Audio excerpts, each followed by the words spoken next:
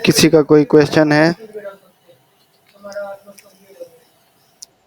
मेरी वो conversion trekking ठीक हो गई है। मैंने कल दोबारा प्रैक्टिस की है। मैं जिस जगह रॉन्ग थी वो कल आपने जो गाइड किया वो मैं वहाँ मिस्टेक पे थी, तो वो ठीक हो गई है। चलो माशाल्लाह, ठीक है। जी जी, नुमान भी हुक्म वो करें। मेरा ना एक मेरा सारा वो स्टेप ठीक जा रहा था, सिर्फ एक जगह पे मुझे वो समरी के नीचे वाली जो कॉलम्स थे, मैं उस वाली जगह को मिस कर रही थी वेरिएबल लेने में। ठीक है, वहाँ ठीक मसला है, आ रहा था बस। ठीक हो गया। वो मैंने रात को एक दफा दोबारा से लीड फॉर्म जनरेट किया तो वो दोनों फॉर्म्स ट्रिगर होने लग गए। ठीक है,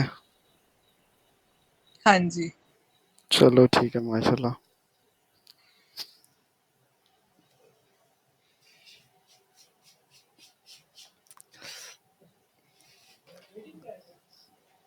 अस्सलाम वालेकुम।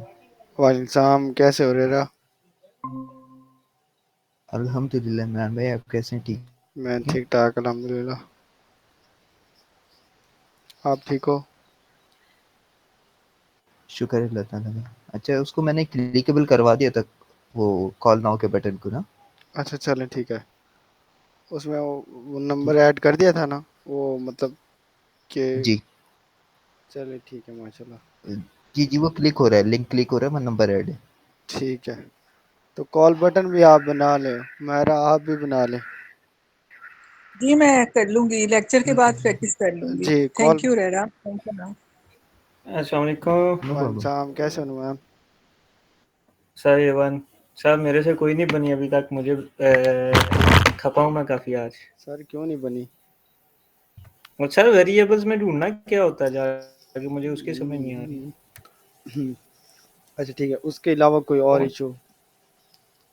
उसके अलावा तो अभी तक कोई नहीं है। मैं वेरिएबल में ही खप रहा था कि कौन सी चीज़ को नहीं, ट्रैक करना है, एक कौन से एक पार्ट को एक लेना है। एक है, मैंने कल कहा था कन्वर्जन ट्रैकिंग तो एक अलग टॉपिक है ना, उससे पहले जो चीज़ें पढ़ी हैं वो सारी पता है। वो उसमें सारी कोई क्लियर मसला है। नहीं है किसी को। नहीं, उसमें कोई नहीं है। ठीक है। अच्छा, खा, खाकान खाकान अहमद, आपको कोई इशू, मसला, कोई परेशानी?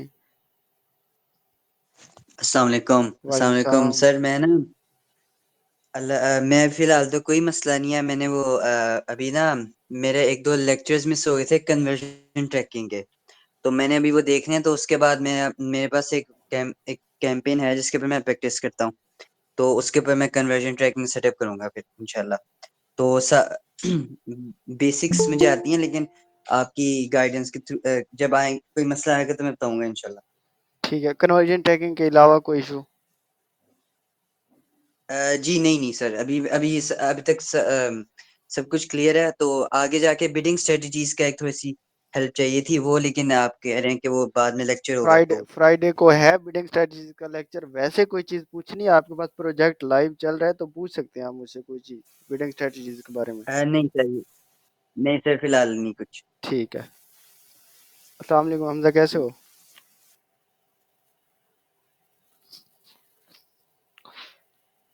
हमजा, आवाज़ आ रही है मेरी?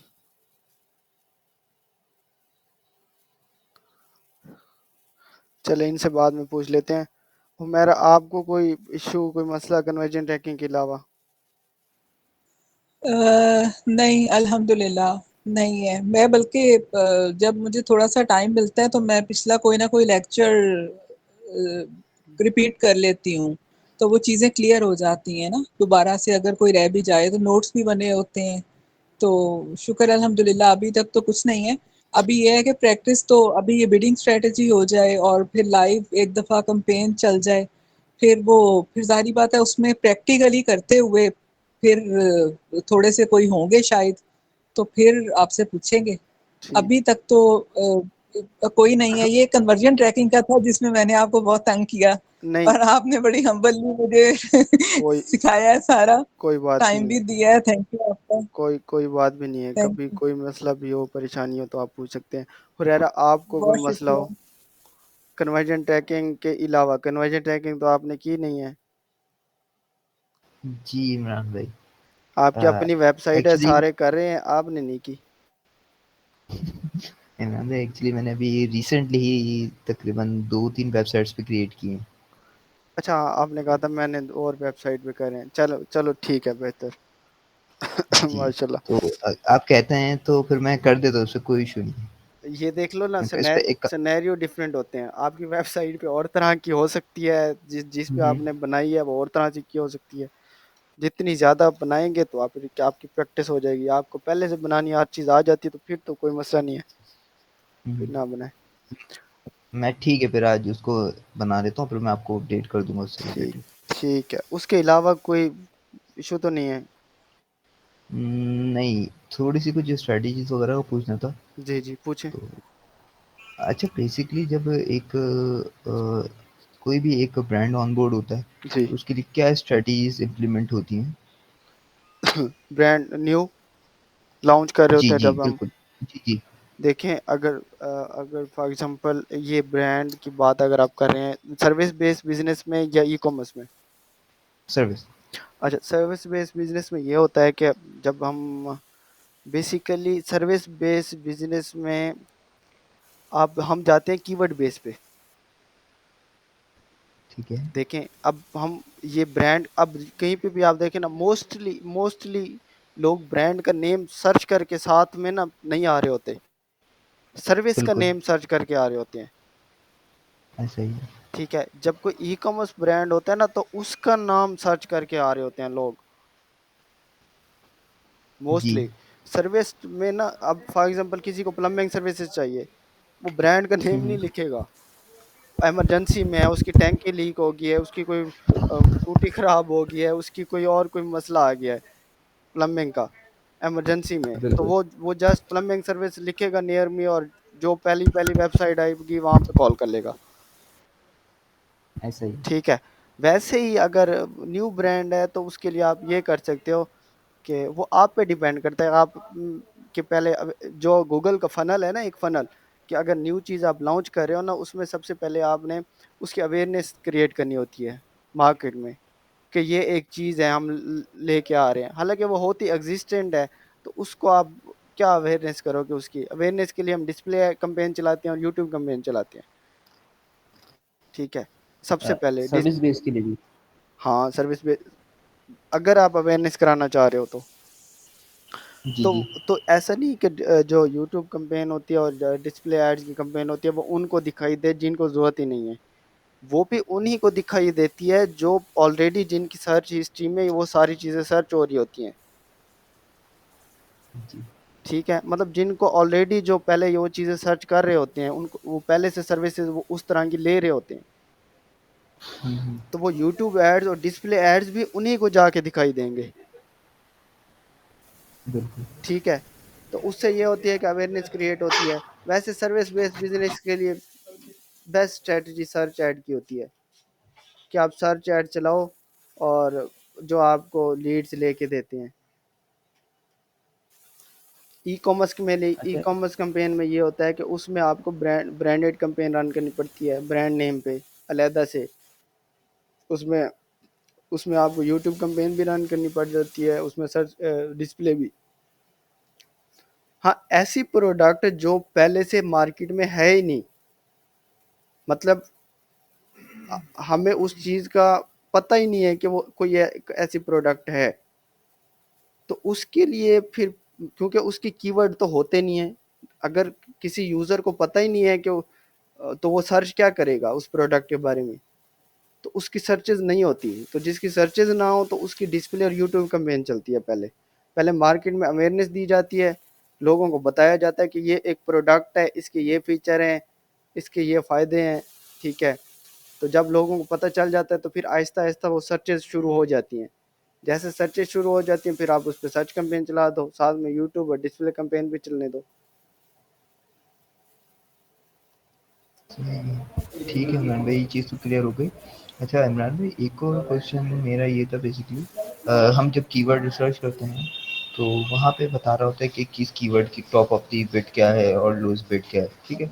अब उसमें ये होता है कि कुछ कीवर्ड जैसे जिन पे बिट्स नहीं बताता, उनका जिनका सर्च वॉल्यूम कम होता है लाइक 50, 60, 100 इस तरह से। तो जब हम उसको एडवर्टाइज़ कर देते हैं, जो गूगल हमें एक रिपोर्ट प्रोवाइड करता है लेकिन उसके ऊपर भी सीपीसी आ रही होती है। तो ये क्या सिनेरियो है इसका?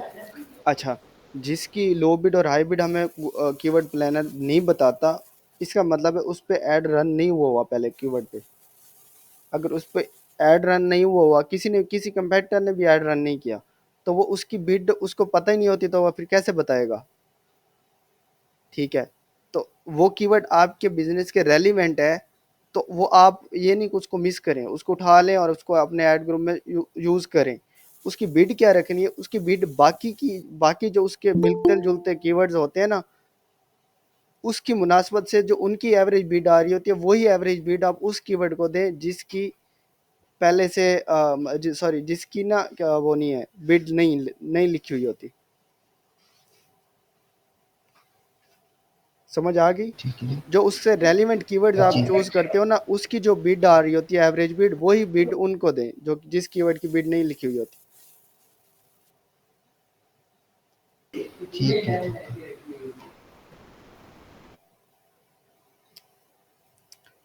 हमजा आप बताओ, आवाज आ रही है मेरी? जी सर।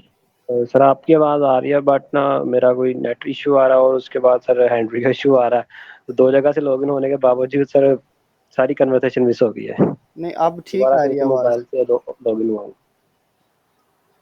हम्म। जी सर अब ठीक आ रही है। आप बताओ, कोई अच्छा इशू है इमरान भाई, आपको? एक और क्वेश्चन। जी बताओ हुरैरा। आप कंप्लीट कर लें फिर मैं क्वेश्चन करता नहीं हूँ। नहीं, बताओ, फिर आपके बाद मैं पूछता हूँ। सर ऐसा अच्छा, मैम यहाँ पे ये है कि जब भी हम कोई ऐड बनाते हैं, ऐड कॉपी बनाते हैं, तो कहता है कि हेडलाइन है, इसमें आपके जो कीवर्ड्स हैं टारगेट कर रहे हो ये होने चाहिए। जी। अच्छा, समटाइम ऐसा होता है कि वो कीवर्ड्स बिल्कुल मैच हो जाते हैं, क्यों? क्योंकि उसका वो जो ऑप्टिमाइजेशन और स्कोर होता है वो उस पे हाई हो जाता है।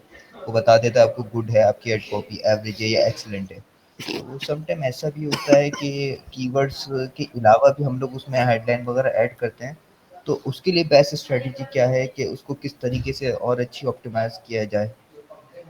देखें, ये जो एड स्ट्रेंथ होती है ना, जो ऑप्टिमाइजेशन स्कोर होता है, ये पुअर भी हो कोई मसला नहीं है, इसकी एड परफॉर्मेंस पे कोई इफेक्ट भी नहीं पड़ता। ये उस्मान भी ने भी बात की थी।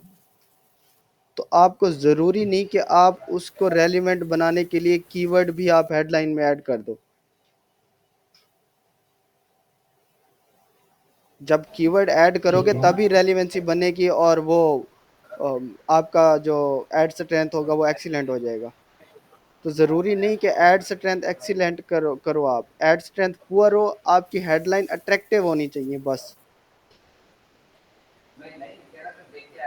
सही है। अच्छा, मैंने डिफरेंट ब्लॉग्स वगैरह में पढ़ा था, तो उस पे ये लिखा हुआ था कि जो कीवर्ड्स आप टारगेट कर रहे हो वो आपकी लैंडिंग पेज में होना चाहिए, वो आपकी एड कॉपी में होना चाहिए, हेडलाइन में। तो इस तरह से मैंने एक ब्लॉग में पढ़ा था ये। हर किसी की तो स्ट्रैटेजी मेरे डिफरेंट माइंड होती में है। चीज़ क्लिक हुई। हर किसी की स्ट्रैटेजी डिफरेंट होती है। पहले हमारी भी यही स्ट्रैटेजी होती थी कि जो यूज़र कीवर्ड सर्च करके आ रहा है उसको वही चीज़ हेडलाइन में मिले। बट आप बेशक आप यूज़ करके देख लेना, इसमें कोई रिस्ट्रिक्शन नहीं है कि आप वो यूज़ नहीं कर सकते, आप यूज़ कर सकते हैं। बट आप देखो ना कि आप हुँ, एक कीवर्ड आप हम लें कि प्लम्बिंग सर्विसेज नियर मी, ठीक है, ये एक कीवर्ड है हमने ऐड किया हुआ है। जी, वही कीवर्ड आप प्लम्बिंग सर्विसेज लिख के हेडलाइन में ऐड कर दें। ठीक है, एक और ऐड चला दें जिसमें लिख दें कि no hidden charges, no hidden charges लिख दें, या आप लिख दें सेम डे सर्विसेज। ठीक है, या आप लिख हुँ, दें अवेलेबल 24/7। अब ये लिख दें और एक में वो कीवर्ड ऐड करके लिख दें, आप देखें किसका सीटीआर ज़्यादा आता है। हमेशा इसी का सीटीआर ज़्यादा आएगा जिसमें आप अट्रैक्टिव हेडलाइन लिखेंगे, कि पेन पॉइंट लिखेंगे, यूज़र के पेन पॉइंट, जिसमें आएगा no hidden charges, same day services, available 24/7। इस पे सीटीआर आपका हमेशा ज़्यादा आएगा। तो आपको क्या ज़रूरत है वो कीवर्ड ऐड करने की? ठीक है।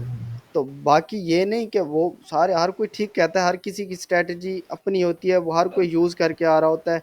किसी ने किसी में अच्छे रिजल्ट हासिल किए होते हैं, किसी ने किसी और स्ट्रैटेजी में किए होते हैं। बट आप दोनों यूज़ करके चेक कर लो, जिसमें आपको सीटीआर ज़्यादा आ रहा है आप वही यूज़ करो बस। सही, ठीक है, इस स्ट्रैटेजी को फिर मैं टेस्ट करूँगा इमरान भाई। हेडलाइन में कुछ भी यूज़ हो सकता है अब्दुल्ला, हेडलाइन में जो चीज़ मर्जी आप यूज़ कर सकते हो। हाँ, तो इसमें ये वो आ जाएगा, जैसे अब फॉर एग्जांपल अब हमारी कोई सर्विस है हैंड से रिलेटेड, हम अगर उसमें लिख दें हैंड सर्विसेज नियर मी, तो जी नियर मी इसमें हो जी, लिख हेडलाइन में। सकते हैं, लिख सकते हैं, बिल्कुल लिख सकते हैं, अगर तो आप कीवर्ड यूज़ कर रहे हो। बट हमारी जो जो हम रिकमेंड करते हैं कि आपके कीवर्ड हेडलाइन में नहीं होना चाहिए, क्योंकि कीवर्ड तो सर्च करके आ रहा है ना, और उसको पता है जो मैं हाँ जी, कीवर्ड सर्च करके आ रहा हूँ मेरे सामने वही सर्विसेज हैं सारी। सही। तो उसको पेन पॉइंट, यूज़र के पेन पॉइंट से खेलें। यूज़र सर्च ठीक। करके आता है ना, अगर आप हेडलाइन में लिखेंगे ना, अच्छा आप, मैं एक एग्जांपल देता हूँ आपको। एक आप हेडलाइन यूज़ कर रहे हैं, दो हेडलाइन यूज़ कर रहे हैं। यूज़र लिख के आ रहा है प्लम्बिंग सर्विसेज, ठीक है, in Dubai for example, plumbing services in Dubai, और आपने एक एक ऐड ग्रुप में एक कंपेटिटर ने डाला हुआ है हेडलाइन में प्लम्बिंग सर्विसेज इन दुबई, दूसरे कंपेटिटर ने डाला हुआ है 50% ऑफ, कोई डिस्काउंट अगर वो दे रहा है तो। जी, एग्जाम्पल दे रहा हूँ, तो आप बताएं किस पे क्लिक करेगा यूज़र, वो 50% ऑफ 50 वाले पे करेगा या प्लम्बिंग सर्विसेज वाले पे करेगा। 50% भी होगा। ठीक है, तो यही चीज़ होती है कि हमने हेडलाइन बेसिकली किसके लिए होती है, सीटीआर इंक्रीज करने के लिए। जी जी, ठीक। ठीक है, तो आप ठीक। सीटीआर इंक्रीज करने के लिए आप अट्रैक्टिव पेन पॉइंट्स वाली हेडलाइन लिखें बस। हाँ, आपको ठीक। रेलिवेंट, आपको उसके कीवर्ड जो आपने यूज़ कर रहे हैं हेडलाइन में, अगर उस पे आपको सीटीआर ज़्यादा मिल रहा है तो आप वो कर लें। आप ए बी टेस्टिंग पे ठीक। लगा दें, दो ऐड ग्रुप बना दें, एक पे वो हेडलाइन लगा दें, एक पे वो लगा दें, ठीक है। जिस पे सीटीआर ज़्यादा आ रहा है आप वो यूज़ करें। ठीक। ठीक है, और है कोई क्वेश्चन हुरैरा? नहीं इमरान भाई, अभी के लिए यही अच्छा, क्वेश्चन। मेरा एक क्वेश्चन है। अ, अच्छा, अभी जैसे ज़ाहिर बात है कुछ दिनों में ये एक्सेस ख़त्म हो जाएगा गूगल टैग वाला ना हमारे पास से हुरैरा की वेबसाइट का। तो अगर हम अपना पर्सनल गूगल टैग मैनेजर का बनाते हैं तो हम ईमेल एड्रेस के थ्रू बना सकते हैं अपना अकाउंट? आपने पर्सनल तो बनाया हुआ है ना, सबने नहीं बनाया हुआ पर्सनल, अकाउंट बनता है नहीं, अभी तो हमें हुरैरा ने ही एक्सेस दिया हुआ ना। वो तो वेबसाइट उसी की है ना। अब जिस वेबसाइट में आपने टैग मैनेजर के कोड इंटर किए होंगे वही कनेक्ट होगी, वो आपके साथ भी हो जाएगी। ठीक है, ठीक है। तो अब अगर हुरैरा हमसे एक्सेस वो ख़त्म हो जाता है, तो फिर भी हम उसको कर सकेंगे नहीं नहीं, मतलब गूगल टैग मैनेजर? नहीं फिर नहीं कर सकेगी। फिर कैसे हम उसको, ईमेल एड्रेस से अकाउंट बन जाएगा? अकाउंट क्रिएट हुआ होता है पर वेबसाइट कनेक्ट नहीं होती उसके साथ ठीक है, वो ना। तो फिर तब होगी जब हम किसी क्लाइंट की वेबसाइट ऐड करेंगे तो वो कंटेनर नेम में, कंटेनर टाइप में आ जी जाएगी, हाँ, ऐसे जी होगा? बिल्कुल, बगैर कनेक्टेड वेबसाइट से तो कोई फायदा नहीं है, तो वो सामने डैशबोर्ड देख के क्या करेंगे उसको। बिल्कुल, बिल्कुल। मतलब यही है कि हमारा अकाउंट उसी वक़्त रनिंग में आएगा जब हमारे पास किसी क्लाइंट की वेबसाइट जी आएगी और वो हम as a container name show होगी, जी बिल्कुल, जब वेबसाइट कनेक्टेड और होगी तब। मल्टीपल क्लाइंट्स भी हम ऐड कर सकते हैं। जी बिल्कुल। ठीक।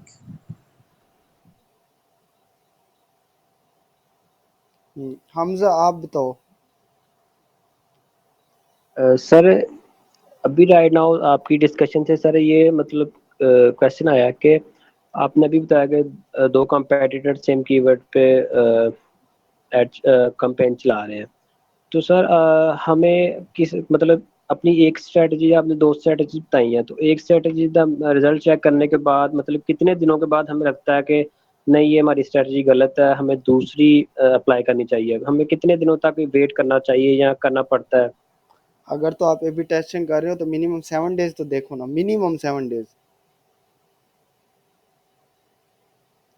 ओके मिनिमम 7 डेज आप कर सकते हो। वैसे तो मैक्सिमम 14 डेज होते हैं। आप 7 दिन तक ये CTR चेक कर, हेडलाइन चेक की CTR चेक करनी कि आप 7 दिन बहुत हैं आपको। Okay sir. हाँ, वो आप देख सकते क्लाइंट हो। इतना वेट कर लेता है? क्लाइंट गूगल एड्स में मिनिमम 42 डेज हम बताते हैं कि 45 डेज बताते हैं कि 45 डेज तक आपको इंतज़ार करना पड़ेगा। तो बट ये नहीं कि 45 डेज में रिजल्ट्स नहीं आएंगे। और जो आप हेडलाइन CTR बढ़ाने के लिए हेडलाइन यूज़ करोगे दोनों, उसमें CTR का इफेक्ट होगा, बट जो क्लाइंट तो आ रहा होगा आपका। A/B टेस्टिंग में आपको नुकसान नहीं होता ना।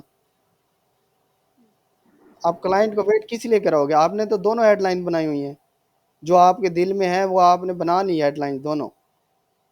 आपने उसमें से किसी एक को ख़त्म करनी है। सही है, ठीक है। ठीक है ना? तो उसके लिए आपने क्लाइंट को क्या वेट करवाना?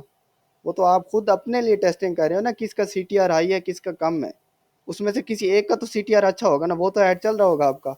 बेशक दूसरा ना ओके, बनाते, वो पहले ओके, दिन से वो तो बना हुआ है। आई सही, थिंक सही, सही। इनका क्वेश्चन ये था कि क्लाइंट मतलब 7 डेज या 14 डेज तक जब उसे रिजल्ट्स नहीं आएंगे तो उस 14 डेज का वेट कर लेगा कि मतलब 14 डेज पास आउट हो हाँ, चुके हैं, स्टिल अभी तक जीरो रिजल्ट है या परफॉर्मेंस अच्छी नहीं है। देखे ना, अब उसमें सिनेरियोज होते हैं। उसमें सिनेरियोज ये होती हैं कि 7 दिन गुजर गए, आपके ऐड पे क्लिक ही कोई नहीं कर रहा, तो फिर तो क्लाइंट रोएगा। फिर तो क्लाइंट नहीं बर्दाश्त करेगा ना। या आप उस पर क्लिक्स आ रहे हैं, कुछ कन्वर्जन आ रही सर है फिर कुछ तो नहीं फर्क आ रही है, तो पड़ता है। मतलब उसमें सिनेरियोज हैं। अगर तो बिल्कुल ही कोई रिजल्ट नहीं आ रहा, फिर तो जाहिर सी बात है कोई बर्दाश्त नहीं करता ना। अगर थोड़ा बहुत आ रहा है, मतलब कुछ क्लिक्स आ रहे हैं, कुछ इंप्रेशन पड़ रहे हैं, क्लिक्स आ रहे हैं, यूज़र वेबसाइट पे आ रहा है, फिर मूव हो जाता है, कन्वर्ट नहीं हो जाता, फिर वो बर्दाश्त कर जाते हैं। और गूगल एड्स को जो समझते हैं वो बर्दाश्त कर जाते हैं, 15-20 दिन भी वो निकाल जाते हैं अगर रिजल्ट नहीं आ रहे तो। बट ऐसा नहीं है कि 15-20 दिन रिजल्ट नहीं आ रहे तो आप बैठे रहो चुप करके। आप चीज़ें देख रहे होते हैं, आपको 7 दिन में पता चल जाता है कि कौन सा मेरा कीवर्ड सही है, कौन सा नहीं है, कौन सा एड ग्रुप सही है, कौन सी हेडलाइन सही है, परफॉर्मिंग है, कौन सी नहीं है। सारी चीज़ें समझ आ जाती हैं आप लोगों को।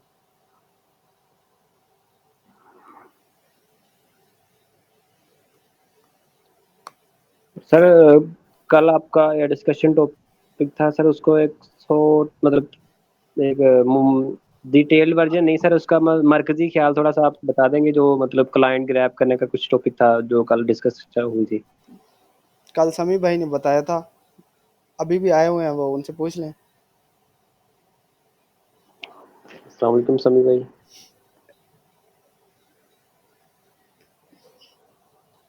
अस्सलाम वालेकुम, मेरी आवाज़ पहुँच रही है? वालेकुम अस्सलाम जी जी। आ रही है सर आपके पास। कैसे हैं आप सब? अल्हम्दुलिल्लाह ठीक जी है। अल्हम्दुलिल्लाह। अ, वैसे तो बहुत सरसरी सी बात हमने की थी, जो मगर आई थिंक इस टॉपिक में हम जी, जी। जो कोल्ड आउटरीच के बारे में लाइव आपने डेमो ही दिखा दें आप हमें।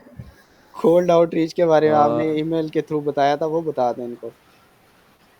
जी, जी, डेफ़िनेटली, बल्कि अभी बैठा हुआ वही काम कर रहा था।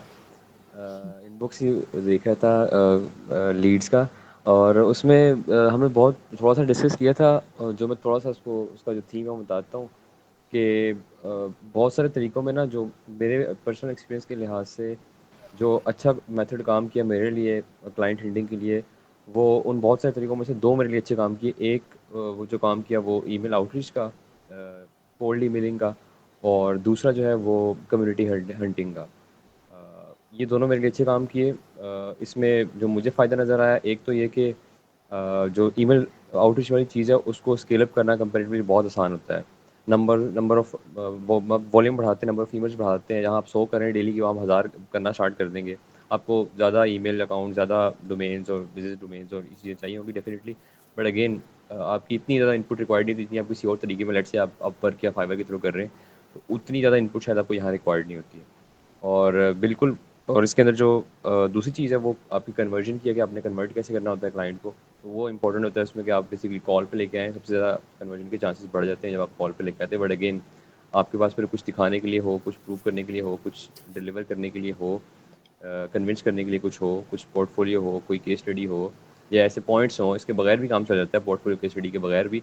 बट आप इतने कॉन्फिडेंट हों और वो चीज़ें डिलीवर कर सकें जो बेसिकली क्लाइंट के पेन पॉइंट्स हैं या उसको कन्विंस कर सकें अपने तरीके के साथ। बाकी अब ये किया कैसे जाता है? वैसे तो ये बड़ी डिटेल्ड एक डिस्कशन है कि टूल्स कौन से, तरीका क्या है, स्टेप्स क्या हैं, कॉपीज़ कैसे लिखनी है, सीक्वेंसेस क्या रखने हैं, फॉलोअप्स क्या चीज़ें हैं, कैसे करनी है, और प्रोस्पेक्ट्स फाइंड कहाँ से करने हैं, ईमेल से डाटा कहाँ से उठाना है, सोर्सिंग कहाँ से लेनी है, और आपकी पॉजिटिव रिस्पॉन्स आना तो क्या कैसे हैंडल करना है, कॉल पे पिच कैसे करना है, अगर नहीं आना चाह रहा तो कैसे करना है। वो बहुत डिटेल वाली चीज़ें हैं, तो वो फिर हम कभी किसी दिन इंशाल्लाह जब अब आई होप कि आगे आने वाले दिनों में हमने इस टॉपिक को कवर करना है, टीम की जानिब से ये मेंशन किया गया था वो करेंगे, तो उसमें इंशाल्लाह मैं भी अपनी इनपुट जो वो अपने एक्सपीरियंस के हिसाब से जो थोड़ा बहुत मुझे आता है मैं वो इंशाल्लाह ऐड करूँगा।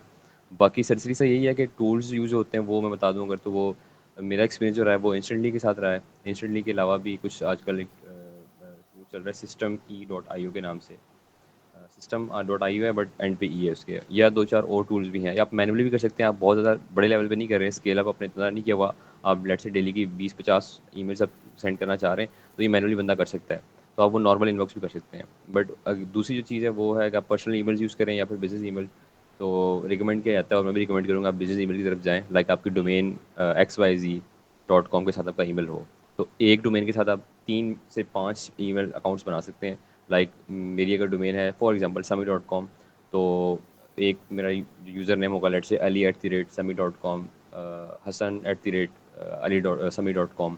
तो इस तरह के मेरे 3 से 5, 3 हो आइडियल है बट आप 5 तक जा सकते हैं। बट उससे पहले आपको फिर वार्म अप करना पड़ता है अपने ईमेल अकाउंट को, एटलीस्ट 14 दिन के लिए, 15 दिन के लिए, यानी 2 वीक्स के लिए आपको वार्म अप करना पड़ेगा। आपको ईमेल्स वो उसके लिए भी टूल्स हैं, इंस्टेंटली यूज़ कर सकते हैं। वार्म अप बेसिकली कॉन्सेप्ट ये है उससे कि आप अगर आप फ्रेश ईमेल साइन अप करके बना के आप उससे डायरेक्टली 50-50, 100-100 ईमेल सेंड करना स्टार्ट कर देंगे तो ये ट्रिगर करता है बेसिकली एल्गोरिथम को, जीमेल जो हैंडल कर रहा होता है कि ये स्पैम कर रहा है। कि ऐसा नहीं हो सकता कि ये ऑर्गेनिक नहीं है, नेचुरल नहीं है ना, कि आप एक फ्रेश बंदा ईमेल बनाई और साथ ही उसने हज़ारों सैकड़ों लोगों को ईमेल करना स्टार्ट कर दिया। तो उसके लिए आपको थोड़ा उसको नॉर्मल करने के लिए, नेचुरल रखने के लिए आप वार्म अप करते हैं। वार्म अप में ये होता है कि आप बेसिकली कुछ टूल्स होते हैं वो आपको रैंडम ईमेल्स भेजेंगे, आप उनका रैंडम रिप्लाई करेंगे, इस तरह मतलब सेंडिंग और रिसीविंग ऑटोमेटिकली हो रही होती है। तो डेली की ना वो मे बी 20-25-50 ईमेल्स नॉर्मल तरह की जा रही होंगी, वो सेल्सी ईमेल्स ही होंगी, पिच नहीं कर रहे होंगे बल्कि वो इस तरह की ईमेल्स होंगी। फॉर एग्जांपल आप कह रहे होंगे कि आप कैसे हैं या मीटिंग करनी है आपसे, वो ऑटोमेटिक टेम्पलेट सेट किए होते हैं, आपकी उसमें इन्वॉल्वमेंट कुछ नहीं होती। ये काम आप मैनुअली भी कर सकते हैं बट अगेन टूल से करेंगे टाइम से होगा। तो 14-2 वीक से वो करने के बाद फिर आप स्टार्ट करते हैं एक छोटे वॉल्यूम के साथ, लाइक डेली की 10-15-20 ईमेल सेंड करना स्टार्ट करते हैं और ये वॉल्यूम बढ़ाते रहते हैं। और प्रोस्पेक्ट्स कहाँ से फाइंड करने हैं उसका डिपेंड करता है आपके आइडियल कस्टमर प्रोफाइल क्या है, आईसीपी क्या बन रही है। जैसे मैं एग्जांपल अगर दूँ, आप आपने फॉर एग्जांपल आपका एक्सपीरियंस है गूगल एड्स का, कोई हम नीश ले लेते हैं फॉर एग्जांपल क्लीनिंग की, बल्कि इसके ऊपर मैं काम भी कर रहा हूँ। तो क्लीनिंग की कमर्शियल क्लीनिंग की नीश है, इसके अंदर आपने एड्स किए हुए। और एक और चीज़ मैं ऐड कर दूँ, मुझे फिर भूल जाएगी, कि आप लोगों ने हमेशा इसको ना नीश स्पेसिफिक रखना है। एक होता है जेनेरिक ईमेल की कैंपेन, ईमेल आउटरीच की कैंपेन स्टार्ट करते हैं कि हर तरह की बिजनेस को आप आउटरीच कर रहे हैं। उसका मसला ये होता है कि वो जितनी ज़्यादा प्रोस्पेक्ट्स आपके जेनेरिक होंगे ना, उतनी ही ईमेल भी आपकी जेनेरिक होगी। जितने वो स्पेसिफिक रहेंगे आप, लाइक मैं बात कर रहा हूँ बहुत एक मैंने बात की स्पेसिफिक नीश की, कमर्शियल क्लीनिंग की, तो उसमें जब ईमेल कॉपी लिखेंगे डेफिनेटली आप कमर्शियल क्लीनिंग से रिलेटेड ही बातें कर रहे होंगे। तो जितनी स्पेसिफिक है कि आप उसको आउटरीच को कैंपेन को अपने डिज़ाइन करके बनाएंगे, उतने कन्वर्जन के चांसेस बढ़ जाएंगे, रिस्पॉन्स उतना बढ़ जाता है अगले का, क्लाइंट का। अगर बहुत रेलिवेंट बात करते हैं, इस तरह अगर बात करूँ, आप अगर टारगेटेड लोकेशंस को करेंगे, लेट्स से मैं किसी स्पेसिफिक स्टेट को लेकर, स्पेसिफिक सिटी को लेकर फिर कैंपेन स्टार्ट करता हूँ, तो वो और ज़्यादा बेहतर होगा। क्योंकि अब मैं जब जिक्र कर रहा हूँ तो मैं बताऊँगा यार इस XYZ स्टेट और सिटी के अंदर मैंने ये किया या कर रहा हूँ या कर सकता हूँ या ये स्टैट्स हैं, तो वो अगले को लगता है कि ये बहुत रेलिवेंट बात मेरी कर रहा है। तो अगर जेनेरिक जितना जेनेरिक होता है तो उतना ही आप जो है ना वो लूज़ कर जाते हैं अगले क्लाइंट को। और देन इससे पहले हम किस पॉइंट पे थे वो भूल गया हूँ। हाँ, टूल्स की हम बात कर रहे थे, तो कमर्शियल क्लीनिंग की हम बात कर रहे थे कि उसके फॉर एग्जांपल के तो डेफिनेटली इस तरह की जो प्रॉस्पेक्ट्स या बिजनेस है उनकी डिटेल आपको ईजिली गूगल माई बिजनेस में मिल जाएगी। जीएमबी पे आपको हर बिजनेस लिस्ट किया हुआ होता है, बिजनेस ने अपने आपको मेंशन किया हुआ होता है, डिटेल्स, कॉन्टैक्ट डिटेल्स, ईमेल्स वगैरह सब कुछ मेंशन होता है। तो उस तरीके से आप बेसिकली कुछ स्क्रैपर्स हैं वो यूज़ कर सकते हैं। अगर आप मैनुअल करना चाहें, मैनुअल तो डेफिनेटली हर बंदा कर सकता है उसको, वरना टूल की तरफ जाएंगे तो कुछ स्क्रैपर्स हैं मार्केट के अंदर, अगर कोई इंटरेस्ट भी हो तो मैं वो शेयर कर दूँगा लिस्ट 2-3 टूल्स जो मेरे फेवरेट है मैं यूज़ करता हूँ, वरना मैरिड बुक डेफिनेटली कर सकते हैं। दूसरा आप येलो पेजेस यूज़ कर सकते हैं, आप येल्प यूज़ कर सकते हैं और फेसबुक बिज़नेस पेजेस भी आप यूज़ कर सकते हैं। फेसबुक के जो बिज़नेस पेजेस हैं उनसे भी बड़ी अच्छी लीड्स मिलती हैं, यूजुअली लोग इग्नोर करते हैं बट वहाँ से कन्वर्ट करना आसान है। और अगर आपकी वर्बल कम्युनिकेशन स्पीकिंग आपकी अच्छी है, आपको लगता है आप कन्विंस कर सकते हैं, तो एक और तरीका भी है। एक तो कोल्ड कॉलिंग का होता है, उससे बेहतर एक और है कि आप व्हाट्सएप आउटरीचिंग में करें। ये बहुत छोटे लेवल में टेस्ट किया हुआ है बट ये काम करता है। ईमेल आउटरीच के लिए आपको नंबर थोड़ा बड़ा चाहिए होता है, ज़्यादा वॉल्यूम। लाइक आप ऐसा नहीं है कि आप 500 ईमेल्स का टारगेट रख के मैंने 500 लोगों को ईमेल आउटरीच करना है, क्लाइंट मिलेगा, नहीं। इसमें आप आइडियली मतलब आप आइडियली तो कंडीशन बड़ी अलग होती है बट एज अ बिगिनर आप ये करें कि मैं लेट्स से 1000 बंदों को ईमेल करूँगा डेली की। तो डेली की बात ही करें, डेली तो अभी एज अ बिगिनर बहुत मुश्किल हो जाता है 1000 ईमेल करना। बट लेट्स से आप कहते हैं मैं 100 ईमेल्स डेली की करूँगा, तो उनमें से आपने एक्सपेक्ट करना है कि मुझे मतलब वर्स्ट केस में आप रखना है कि एटलीस्ट मुझे 1% जो है ना, नंबर से बात करूँ जो मैंने सीखे हैं अपने टीचर्स वगैरह से या जिनसे क्लाइंट के साथ काम करते हुए, वो कहते हैं आप 100 ईमेल कर रहे हैं ना, 100 में से अपने अपने रखना है कि 1% जो है ना आपने रखना है कि मेरी कन्वर्जन हो जाएगी, तो 100 में से एक बंदा कन्वर्ट होगा। तो अब मल्टीप्लाई कर लें, आप 1000 ईमेल के काबिल होंगे करने के तो आप 10 कर सकेंगे, आप 10,000 ईमेल्स करने के काबिल होंगे तो आप 100 क्लाइंट्स कन्वर्ट कर सकेंगे। तो इस तरह की और सारी गेम नंबर्स की होती है। इसलिए मुझे ये जो क्लाइंट हैंडलिंग का ये तरीका ना अच्छा भी लगता है कि आप जितना नंबर बढ़ा देंगे उतना आपका कन्वर्जन की बढ़ जाएगी। और इसके अलावा फ़िलहाल मेरे ज़हन में कुछ नहीं है। बाकी इंशाल्लाह मैं जितनी इनपुट दे सकता हूँ वो मैं इंशाल्लाह दूँगा जब कभी इसकी ज़रूरत पड़े। Thank you. ये काफ़ी इंटरेस्टिंग और यूज़फुल इंफॉर्मेशन थी। तो उस हिसाब से तो क्लास तो सर जल्दी बनती है कि आपके साथ जल्दी एक क्लास हो जाए। शुक्रिया समी भाई, बहुत बहुत शुक्रिया आपका।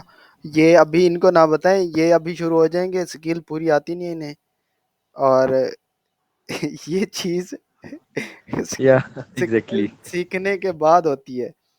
तो ये सिखाएंगे और बाकी एग्ज़ैक्टली। जो हर किसी का जितना भी इनपुट आएगा वो करेंगे। इसके लिए आप फिर परेशान ना हो, बेफिक्र रहें। कोल्ड आउटरीच करना मुश्किल है बहुत, बट यह है कि आपको इससे और अच्छा तरीका और कोई नहीं है। ठीक है। एग्ज़ैक्टली ऐसे ही है, सो ट्रू। और ये है कि right tools, right strategy, right approach, बस ये 3 चीज़ें पता हों आपको तो फिर मतलब हर किसी भी दुनिया की डोमेन के अंदर ये 3 चीज़ें समझ आ जाएँ आपको, तो फिर बंदा उसको क्रैक कर लेता है। और बाकी ये है कि डेफ़िनेटली स्किल पहली चीज़ है। स्किल अगर आपको नहीं होगी, अच्छे से स्किल नहीं आती है, आपको अबूर नहीं हासिल, आपको उस काम पे महारत नहीं है, आप जितनी मर्ज़ी आउटरीच कर लें, जब क्लाइंट मीटिंग में आएगा ना तो आप ज़ीरो हो जाओगे। आपसे आपको समझ ही नहीं आएगी हैंडल कैसे, कन्वर्ट ही नहीं होगा। तो उस काम का फ़ायदा ही नहीं होगा जब तक आपको स्किल होगी तो आपको कॉन्फिडेंस भी होगा और आप कन्वर्ट भी कर पाओगे। आपको हर टर्म्स, हर तरीके का, हर अप्रोच को पता होगा। हर सवाल का आप जवाब देना जानते होंगे और हैंडल करना जानते होंगे। तो उस स्टेज पर पहुंचने के बाद नेक्स्ट स्टेप पर आपका होगा क्या है? वो डेफ़िनिटली इस स्टेज से मैं समझता हूँ एक एक दौर में मैं भी इस टाइम पे था, जब मैं बिगिनर था और इसे कर रहा था। तो अभी भी ऑल्दो मैं बिगिनर हूँ, जिस तरह एड्स का मुझे कुछ नहीं पता और मैं यहाँ सीख रहा हूँ उनसे। बट दूसरे एंड पे बात करूँ तो उस स्टेज में मैं भी कहता था यार, बाकी स्किल को शॉर्टकट के चक्कर में रहता था यार, इसको माइनस करवाओ, ये तो कर लेंगे, क्लाइंट आ जाए देख लेंगे। बट ऐसा होता नहीं है यूजुअली, आपको पहले जो है ना वो उस एंड पे फोकस करना पड़ता है और आपको स्किल जो है वो डेवलप करनी पड़ती है। फिर आपका अगला स्टेप जो है ना वो मैं बिल्कुल एग्री करूँगा हम इमरान से कि आपको फिर नेक्स्ट स्टेप वो देखना पड़ेगा भाई अब क्लाइंट कहाँ से आए। ये पाकिस्तानी यूजुअली हम यही गलती करते हैं, काम आए ना आए हम कहते हैं भाई क्लाइंट आना चाहिए। So it's true. हाँ, ठीक है। समी सर, आप एक वो क्या कहते हैं, आप वो फ्री टूल्स का कोई फ्री टूल्स कौन से थे ईमेल मार्केटिंग के लिए? कोई भी ये ना, हाँ, जी जी, कोई भी सीआरएम टूल फ्री मेरे ख्याल में मेलिंग के लिए देता है। पहले स्टार्टिंग में 500 तक मेल फ्री सेंड कर सकते हैं आप। एग्जैक्टली एग्जैक्टली इस तरह ही है। और एक सिस्टम ही डॉट आई की बात करूँ ना, आपको आई थिंक एक डोमेन या एक ईमेल अकाउंट से आपको अनलिमिटेड वो देता है कि आप ईमेल जितनी मर्जी करें, बट आपको ईमेल अकाउंट एक यूज़ करने के लिए। तो एज अ बिगिनर आप इस तरह के टूल, बल्कि बहुत सारे मार्केट में टूल्स हम यूज़ करते हैं, ट्रायल जो देते हैं, लिमिट्स के साथ देते हैं डेफिनेटली। बट आप अगर ट्राई करना चाहें तो फिर आपके एक्सपेरिमेंट्स के लिए वो एक अच्छा ऑप्शन होता है आपके लिए। उस सिस्टम ही डॉट जो आई की बात कर रहा हूँ आप ट्राई कीजिएगा, उसमें आई थिंक एक अकाउंट है और अनलिमिटेड ईमेल्स हैं। उसके लिए आपके पास अच्छा। डाटा होना चाहिए और एक नीश पे, जो उन्होंने बताया कि एक नीश पे आपने काम करना है। तो क्योंकि टेम्पलेट एक बनेगी, फिर जेनेरिक टेम्पलेट बना लें, एक नीश की मेल्स डाटा इकट्ठा करें, उनको सेंड कर दें। जी जी एग्जैक्टली इसमें वो एक और चीज़ की जितनी ज़्यादा पर्सनलाइजेशन होगी उतना ज़्यादा चांस पड़ जाएगा कन्वर्जन का। जितना जेनेरिक होगा उतने चांसेस कन्वर्जन के कम होंगे। तो आप एक बंदे को उसके नाम से मुखातिब करें, उसने उसके बिजनेस का जिक्र करें, उसके सिटी लोकेशन का जिक्र करें और उसकी जो बिजनेस के अंदर कॉमन पेन पॉइंट्स हैं उनका जिक्र करें, तो डेफिनेटली उस पर्सनलाइजेशन का फ़ायदा ये होता है कि आप खुद सोच रहे हैं आपको एक रैंडम एसएमएस आता है, रैंडम ईमेल आ रही है और आप कितना इग्नोर करते हो, कोई आपको बहुत स्पेसिफिक हो गया आपसे बात करे तो आपको लगता है यार ये मुझे जानता है शायद।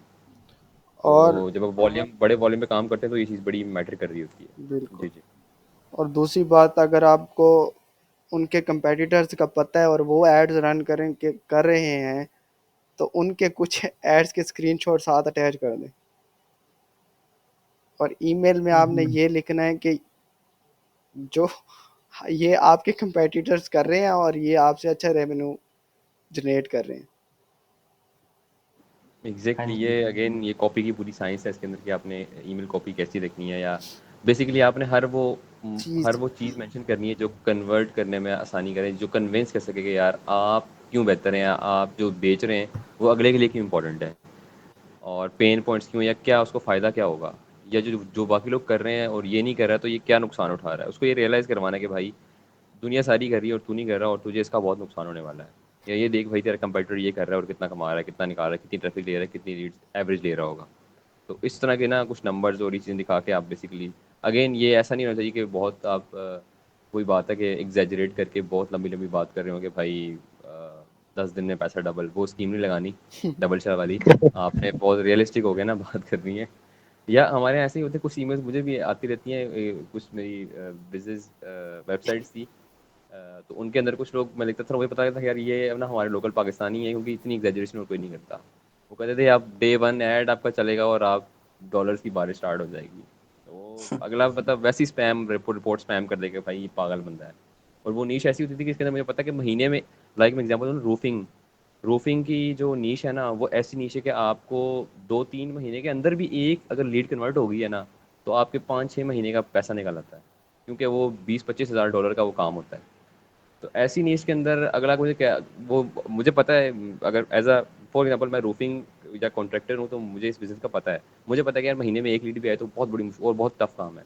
और मुझे ईमेल करने वाला ही कहता है कि आपको डेली की हम 10-15 लीड्स दे देंगे भाई, हम महीने में आपको 50 लीड्स दे देंगे। तो मैं कहूँगा यार इसको तो पता ही नहीं है ये क्या बिजनेस मुझे देगा।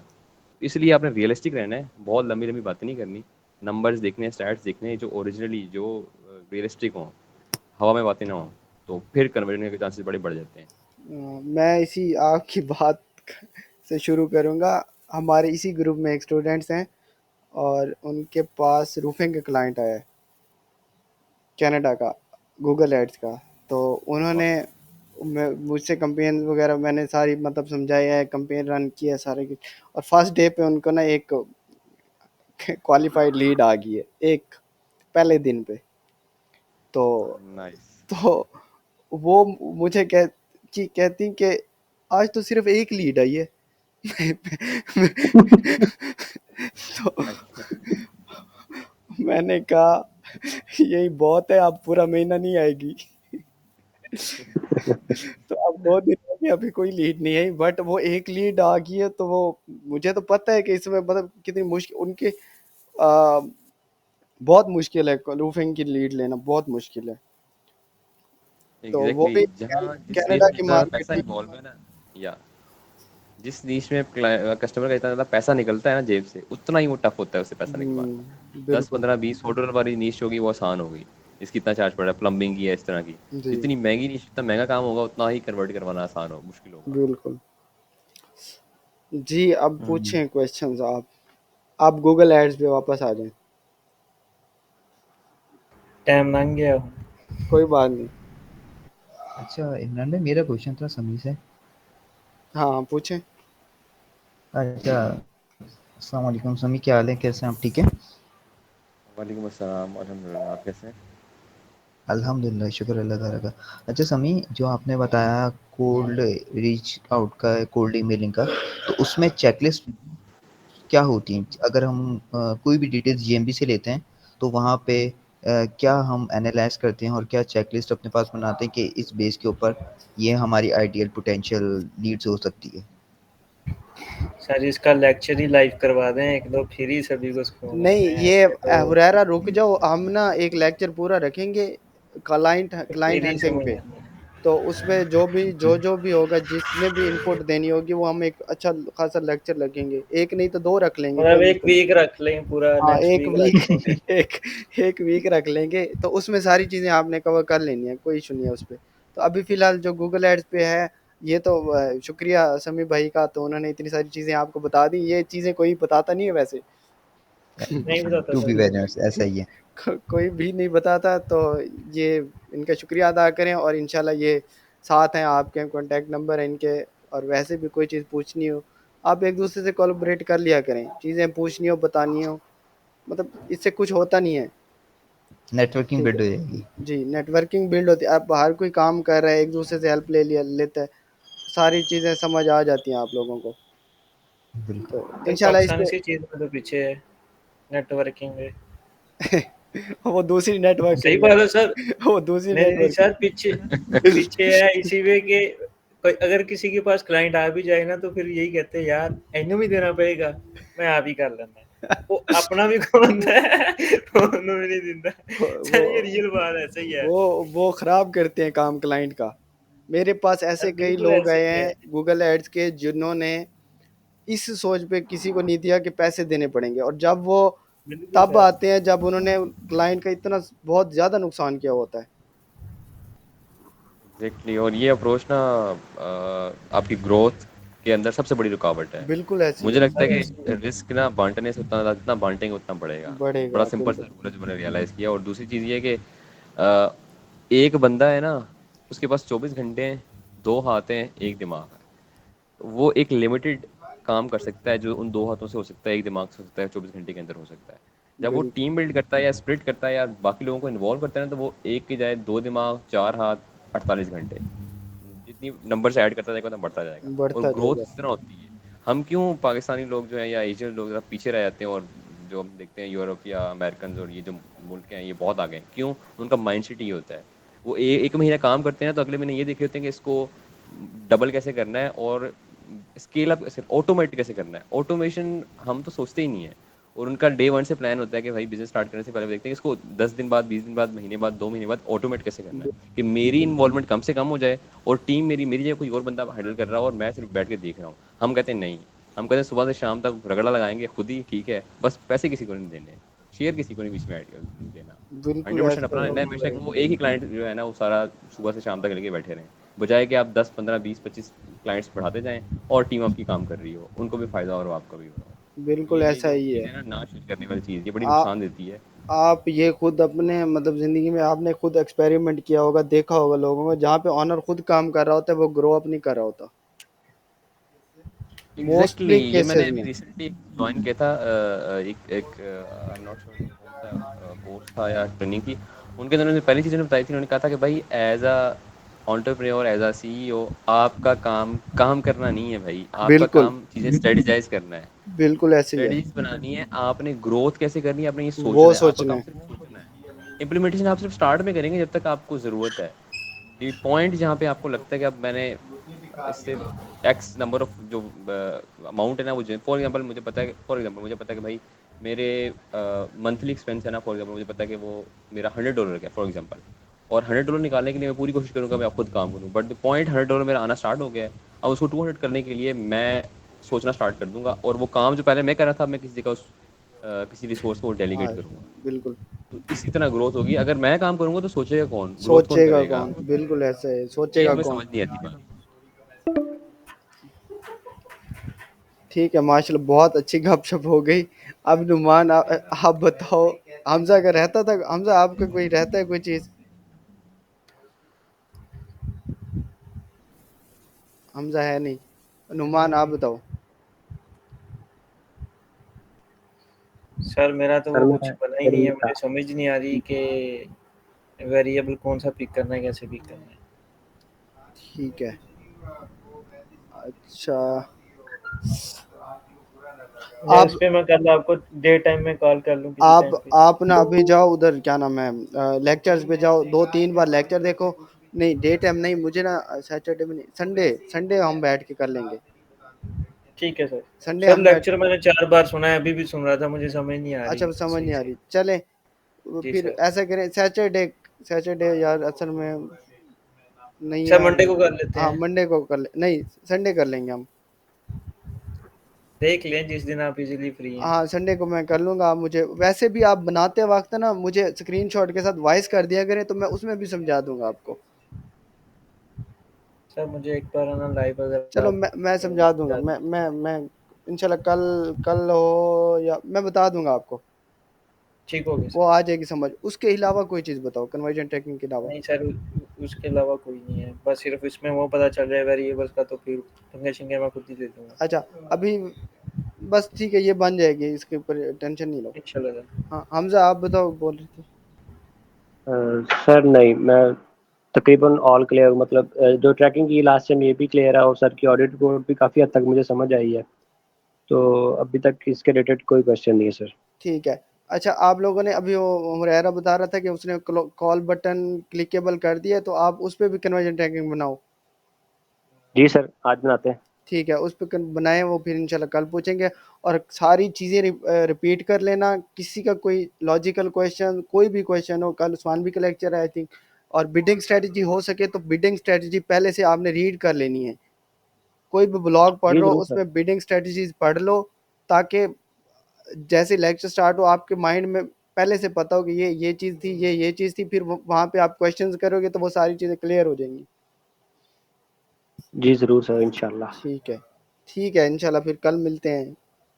अपना ख्याल रखना। जी सर, अल्लाह ठीक हाफिज़। है, ओके आप अल्लाह भी सर हाफिज़ अपना ख्याल रखिए। इंशाल्लाह। अल्लाह हाफ़िज़। अस्सलाम वालेकुम, बहुत बहुत शुक्रिया।